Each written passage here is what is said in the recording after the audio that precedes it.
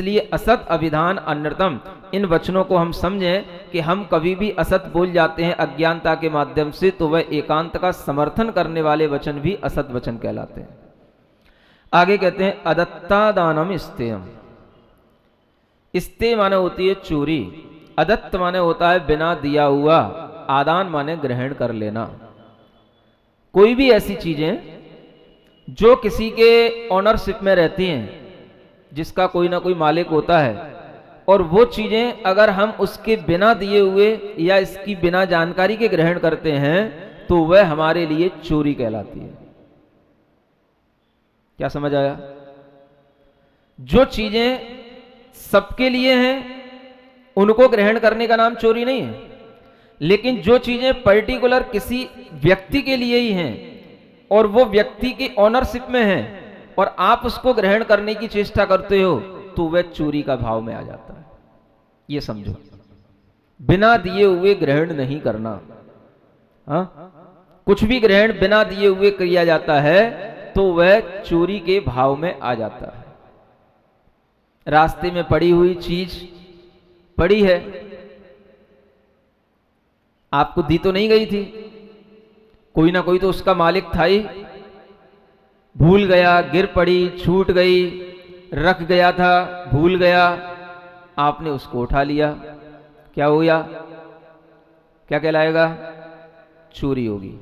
अगर आपके भाव में प्रमाद है, उसमें भी प्रमत्त योगात लगाना, प्रमाद के कारण से माने अपनी कसाइयों के कारण से, अपने लोभ के कारण से हमने उस चीज को उठा लिया, तो वह क्या हुआ? चोरी हुई।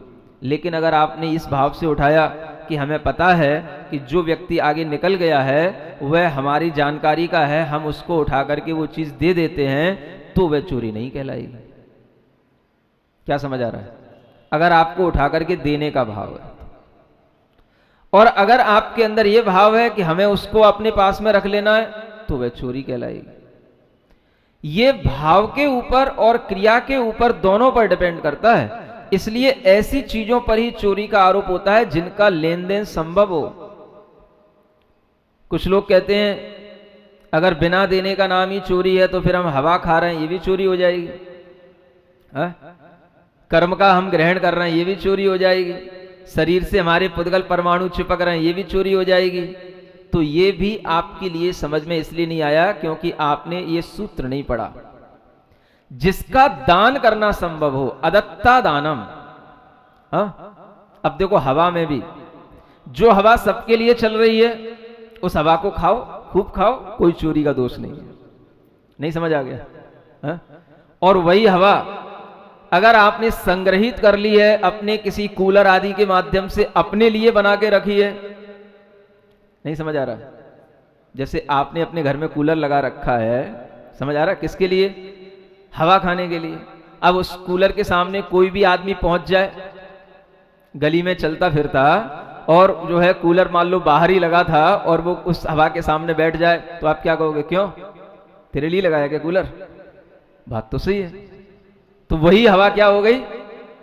हाँ, अब उसकी उस पर ऑनरशिप हो गई, तो उस हवा का सेवन करना भी उसके लिए चोरी होगा। समझ आ रहा है?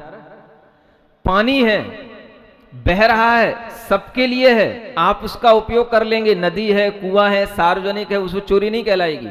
लेकिन अगर उसी कुएं को किसी ने अपने घर में अपने लिए खुदवाया है, अपनी ऑनरशिप में खुदवाया है, और उसका अगर आप जल उससे बिना पूछे लेंगे तो वो चोरी होगी। समझ आ गया? हर चीज जिस पर किसी ना किसी का अधिकार है, अगर हम उस अधिकारी से नहीं पूछते हैं और उसका ग्रहण कर लेते हैं तो वह चोरी के दोष में आता है। और जो चीजें प्राकृतिक रूप में बह रही हों, जिनका कोई मालिक ना हो, उन चीजों का हम यथासंभव उपयोग कर सकते हैं। मुनि महाराज भी उस जल का उपयोग अपने शरीर शुद्धि के लिए या अपने शरीर शुद्धि के लिए कोई जो सूखा हुआ कुछ भी भस्म आदि राख आदि पदार्थ होते हैं, उनका उपयोग उतना ही करेंगे कि जितना उनके लिए आवश्यक है। ये नहीं कि उसको उठा करके अपने घर लेकर के आ जाएंगे या अपने स्थान पर लेकर के आ जाएंगे। समझ आ रहा है? उपयोग में आ रहा है, बस उतना उपयोग कर लिया, छोड़ दिया, वो भी प्रासुक होना चाहिए। तो चलेगा, और अप्रासुक होगा तो वह पाप का कारण होगा। तो जो चीजें हमारे लिए देन लेन के व्यवहार में आती हैं, उसी में चोरी का भाव आता है। सड़क पे भले ही कुछ ना ही कुछ पड़ा हो, लोग उठा लेते हैं, कुछ भी उठा लेते हैं, कुछ भी अपने पास में ले जाते हैं। अगर वह किसी ना किसी की चीज है, आप उसको उठा लिए हैं, तो वह चोरी कहलाएगी। पड़ी है, कोई ना कोई तो उठा ही लेगा, कोई भी उठा ले, उससे कोई प्रयोजन नहीं। तुम उठाओगे तो तुम्हारे लिए चोरी का दोष लगेगा। वो उठाएगा, वो तो चोर है ही है।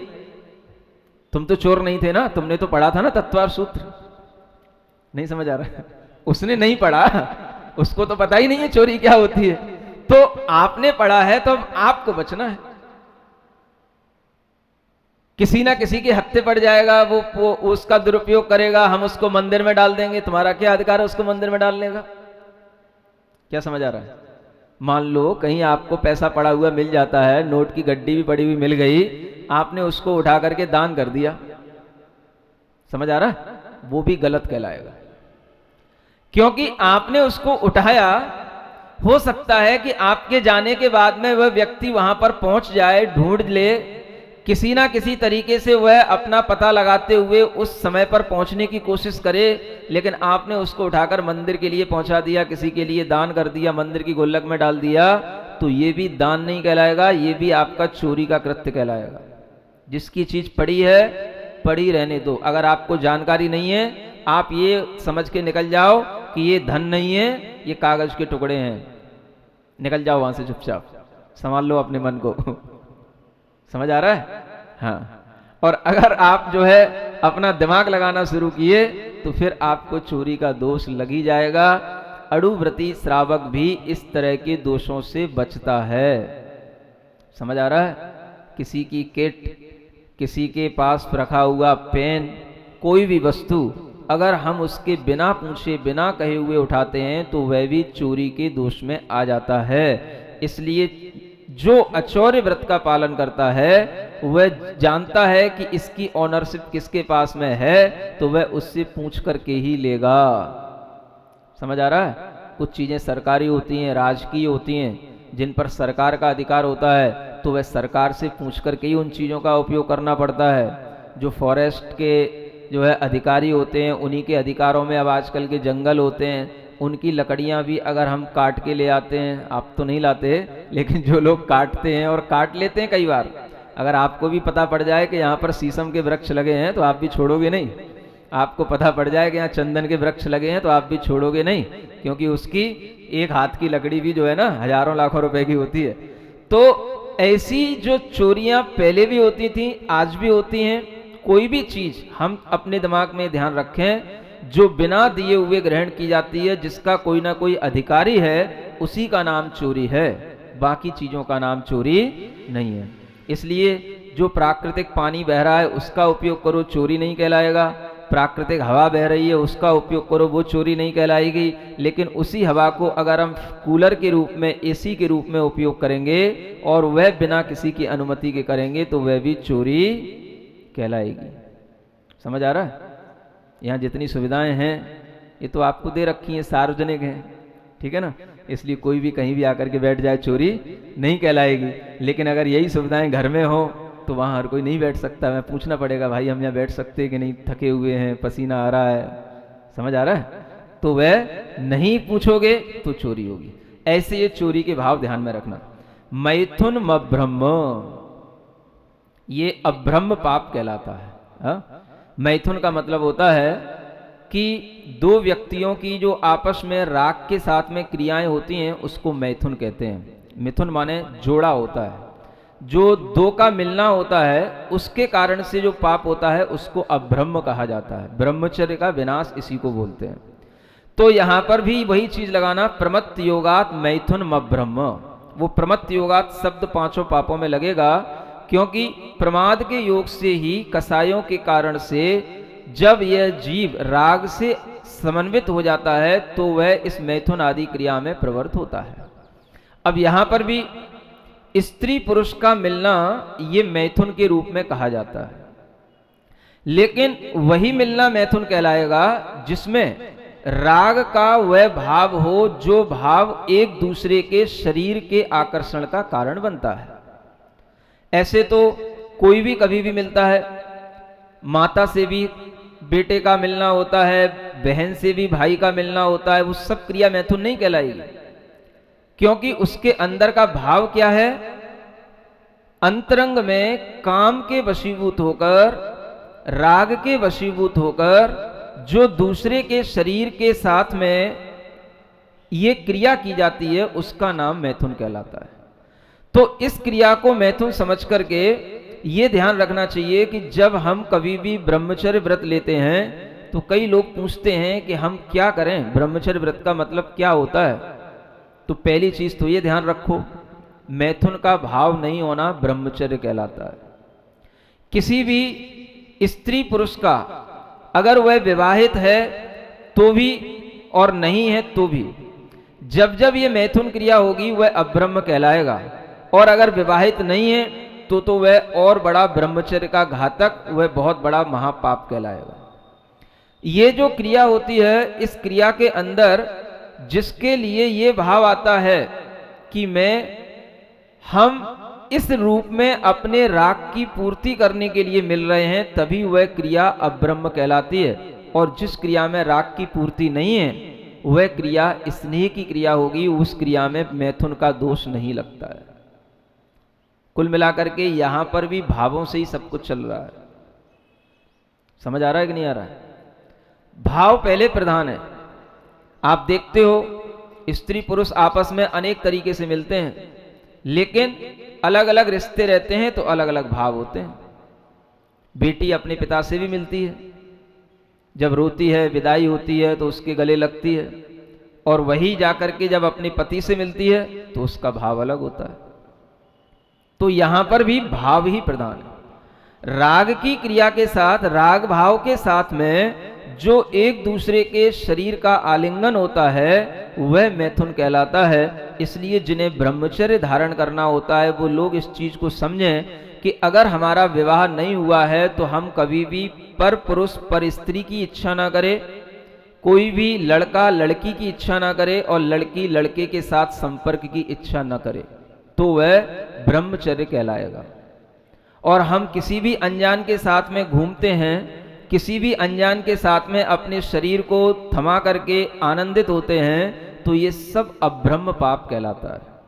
जो आजकल कॉलेज लाइफ में चलता है और इसको एक फ्री लाइफ स्टाइल माना जाता है, एक मॉडर्न लाइफ स्टाइल माना जाता है, ये लाइफ स्टाइल एक तरीके से बहुत महापाप है जिसको अब्रह्म कहा जाता है। समझ आ रहा है? पहले की कन्याएं ऐसी हुआ करती थीं कि विवाह से पहले कभी भी पर पुरुष के साथ में घूमती फिरती नहीं थीं। अपने आसपास के भाई बहन रिश्तेदारों की बात अलग है, लेकिन ऐसे जो है जैसा आज चलता है कि बस किसी की भी बाइक मिल जाए और कोई भी बस अपने को लिफ्ट दे दे, गिफ्ट दे दे, बस तैयार है। मॉडर्न लाइफ स्टाइल है। कहाँ जाना है? पीवीआर जाना है। कहाँ जाना है? पार्क में जाना है। कहाँ जाना है? कोई धाम पे जाना है, कोई टेंपल पर जाना है। बहाना हुआ होता है और जाकर के किसी ढाबे पर पहुंचते हैं, एंजॉय करते हैं। बस क्या होता है? क्या बिगड़ गया? ये और सुन लो उनसे, क्या हो गया? अगर हम किसी से मिल गए, हमने किसी से गले मिल लिया, किसी से आलिंगन कर लिया, तो क्या घिस गया? क्या निकल गया? क्या हो गया? कुछ नहीं हुआ। शरीर हमारा था, वही रहा। एंजॉय करो। ये जितने भी हमारे लिए पाठ पढ़ाए जाते हैं, ये सारे के सारे पाठ हमारे पाप को बढ़ाने वाले होते हैं, और यही अब्रह्म कहलाता है। जिनके पास में ब्रह्मचर्य नहीं होता, उनके अंतरंग में सभी पाप पलते हैं। हिंसा पाप भी होगा, परिग्रह पाप भी होगा, चोरी भी करेंगे, क्योंकि जब इस तरीके के कामों में आनंद आने लग जाता है, पैसा खर्च होता है, किसी को लुभाना पड़ता है, अनेक तरह की गिफ्ट देनी पड़ती है, पैसा होता नहीं है, कभी कभी तो पेट्रोल फूंकने के लिए भी पैसा नहीं होता है, तो फिर चोरी तक करनी पड़ती हैं, और होती हैं, हो रही हैं। समझ आ रहा है? किसके लिए?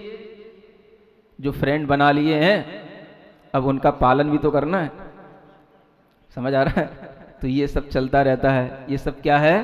ये अब्रह्म पाप है। ये भी श्रावकों को समझना चाहिए और इस पाप से भी अपने आप को बचाना चाहिए। बड़े श्रावक भी समझें, छोटे श्रावक भी समझें, जो बच्चे हैं वह भी समझें कि ये पांचों ही प्रकार के पाप कहलाते हैं। हमें जब तक हमारा विवाह नहीं हो जाता है तब तक हमें कभी भी किसी के साथ में कुशील करने का भाव नहीं करना चाहिए। और अगर इस तरह की कहीं कोई हमें संगति भी मिले, कोई हमारे लिए इस तरीके का प्रलोभन भी दे, तो भी हम उससे अपने आप को दूर रख सकें, बचा करके रख सकें। इस तरह का हमारे लिए व्रत होना चाहिए, तभी हम इस अब्रह्म पाप से अपने आप को बचा पाते हैं। तो ये मैथुन क्रिया अब्रह्म कहलाती है। यहां पर यह मत समझना कि स्त्री और पुरुष की, विपरीत लिंग वालों की या अपोजिट सेक्स वालों की क्रिया मैथुन कहलाती है। आजकल एक और ट्रेंड चल पड़ा है, समलैंगिक। समझ आ रहा है? हाँ, बड़े बड़े इसके लिए भी कोर्ट कचहरियां चल रही हैं। किन्हीं देशों में लागू हो गया है, किन्हीं में लागू हो रहा है, होने वाला है। इंडिया में हो गया? हो गया? बस ये और हो गया। समझ आ रहा है? हाँ, अब ये इसलिए बताना पड़ रहा है ना कि अभी आप हम ही से पूछ बैठोगे कि आपने तो कहा था स्त्री और पुरुष के लिए ये क्रिया होने का नाम अब्रह्म है। अब स्त्री स्त्री आपस में कर रही है, पुरुष पुरुष आपस में कर रहे हैं, तो क्या वो तो अब्रह्म नहीं कहलाएगा? तो आचार्य कहते हैं वो भी अब्रह्म है। क्यों है? क्योंकि उसमें भी मैथुन माने जोड़ा है, मिथुन का भाव आ गया। मिथुनस्य भावम मैथुनम, मतलब दो के साथ में अगर राग की पूर्ति करने के लिए अपने पुरुष वेद या स्त्री वेद से उत्पन्न होने वाली उस वासना की पूर्ति करने के लिए हम कोई भी क्रिया इस तरह से करते हैं तो वह भी इसी सूत्र के अनुसार अब्रह्म कहलाएगी। समझ आ गया? पूछने वाले कुछ भी पूछ लेते हैं, सूत्रों पर आरोप लगा देते हैं और कहते हैं जैन दर्शन में तत्व सूत्र में ऐसा तो लिखा ही नहीं था, इसलिए बताना पड़ रहा है। एक तीसरी चीज और बता दूं, अब इसमें लिखा है मैथुन अब्रह्म, मैथुन का नाम ही अब्रह्म है। मान लो अपना अकेले ही अब्रह्म कर रहे हैं, ऐसा भी होता है। हम अकेले ही किसी भी प्रकार के टीवी है, नेट है, उनके साथ कर रहे हैं, या अपने ही हाथों से अपने ही शरीर के साथ जो है किसी भी तरीके का अब्रह्म कर रहे हैं, वह भी अब्रह्म इसी मैथुन में आ जाता है। क्योंकि यहां पर अंग उपांगों का भी एक साथ मिलना जुलना जो अब्रह्म के भाव से किया जाएगा वह भी मैथुन कहलाएगा। तो छूट कहीं से कहीं तक नहीं है, लोग छूट निकालना चाहते हैं, इसलिए इतना क्लियर बोलना पड़ता है। समझ आ रहा है? मैथुन ब्रह्म हमारे अंदर अपने ही शरीर से अपने ही प्रकार से जो है किसी भी तरीके से अगर हम अपने को ही अपनी काम वासना को दूर करने की चेष्टा करेंगे तो भी वह हमारे लिए अब्रह्म कहलाएगा।